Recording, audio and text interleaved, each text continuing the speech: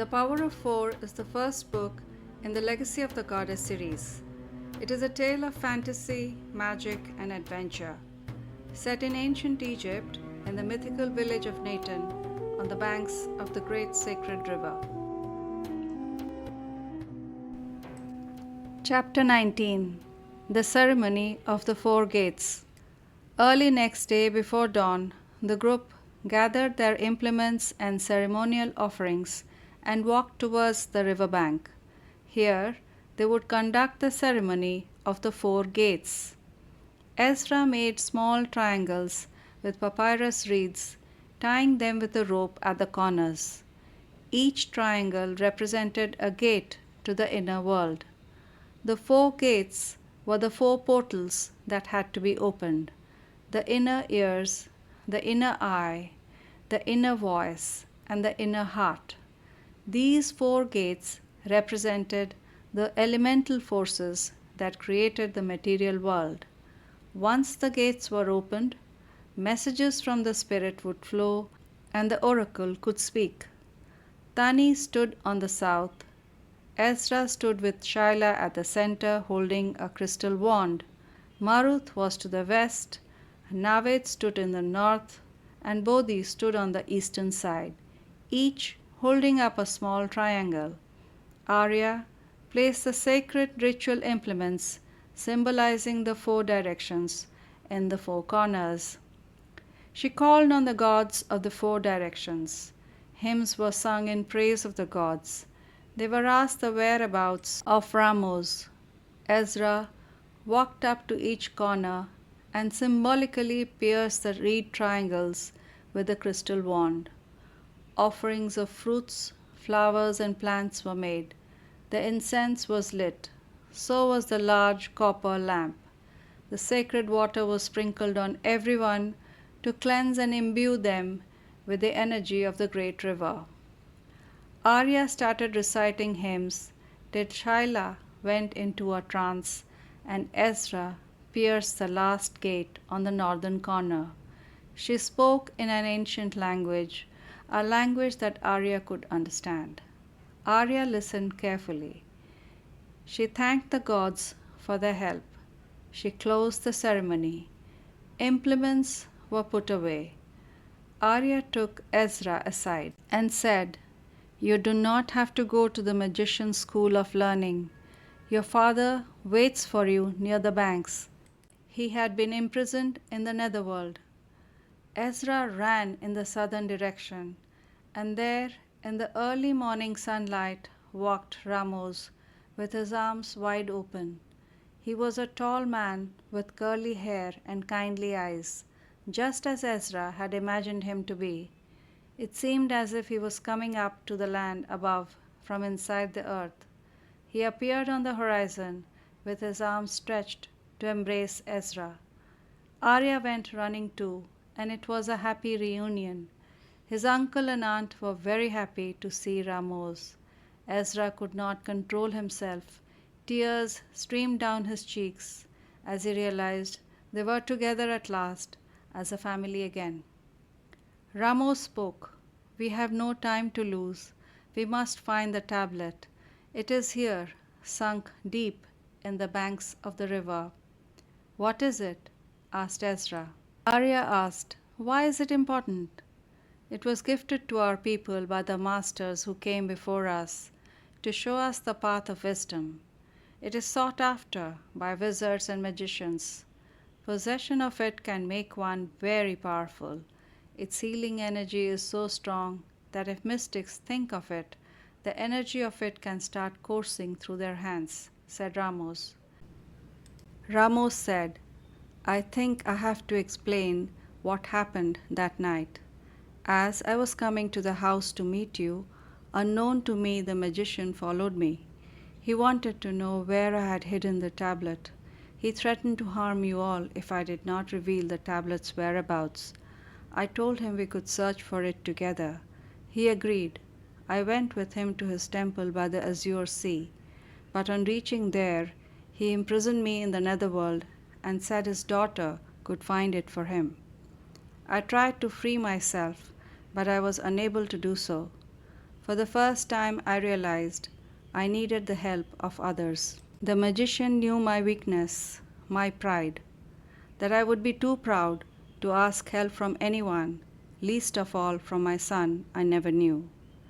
Ramos continued, "In that moment, I knew the only way I could be set free is if my family conducted the powerful ceremony of the four gates, bringing the sacred and the creative elements from the four corners of our land that would banish the dark magic with which the magician bound me. I never thought you and your friends would accomplish such a difficult task. I am very proud of all of you." This is the tablet of the goddess. We must protect it, lest it falls in the wrong hands and gets lost again, said Ramos. Our sacred texts talk of the one who can hear the guardian who protects the tablet. The guardian reveals her secrets only to a person who can hear her, he continued. Ezra thought he knew where to look. He led his father to a secluded part of the river bank. It was slippery. He could barely stand, but he managed to show his father the place where he had seen the tablet. They could see the tablet sunk deep in the black mud. As they reached out to retrieve it, it kept slipping from their hands. Together with Bodhi's help, they dug it out. It had an ancient inscription carved on it. Soon as the tablet was out, Ezra's father vanished. Before anyone could react, the magician appeared, and everyone was surprised at the sudden turn of events. He stood in front of them and took stock of the situation, and glared at Arya and the rest of them. Arya and Shaila blocked his path, and he walked away. Shaila seemed very upset. She kept looking into the water to see if Ramos was there.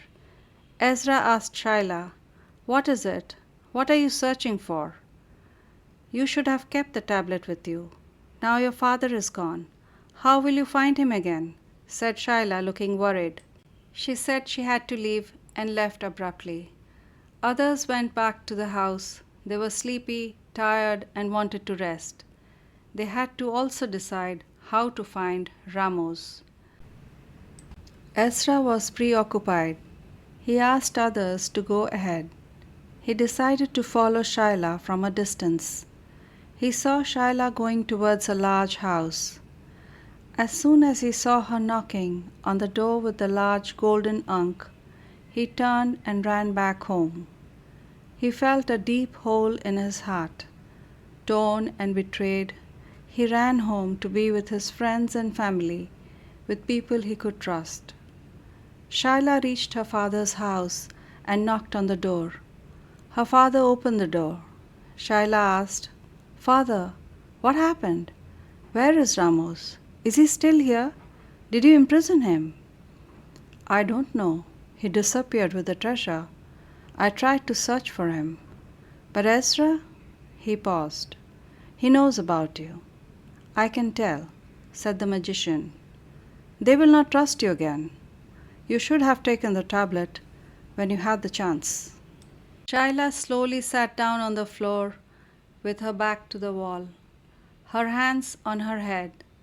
It was a gesture of despair. She felt as if her whole world had come crashing down. She wanted to run from the hurt she felt, far from her evil father, who had no regard for her or the people she loved, far from the hardships she endured, from the loneliness she felt. She had faith in her abilities. She could make a new life for herself anywhere. She opened the door of her father's house and left. People saw her leaving the village. Some even asked her if they could help her. She shook her head. She took the boat that would take her north towards the azure sea. She got on the boat and turned to take a last look at Neten. She would miss the people of Neten, who had given her warmth and love and had taken her into their hearts as if she was their own. She thought of Ezra. Her heart felt it was breaking into small pieces, but she stayed calm, and in her mind's eye she could see him busy with friends and relatives, with people he could trust. She could feel his hurt, confusion, and that he was thinking of her. She kissed him goodbye. Ezra felt the touch of her lips and knew she was gone. His heart sank. He could feel the pain she felt. He wanted to go after her and bring her back, but he was surrounded by people, talking to him, wanting his attention. He felt he had to wait. I will find you. We will meet again, Shaila, he thought. It was morning time in Arya's house, and as was the custom after any great ceremony, it was noisy and busy. The altar room was filled with people.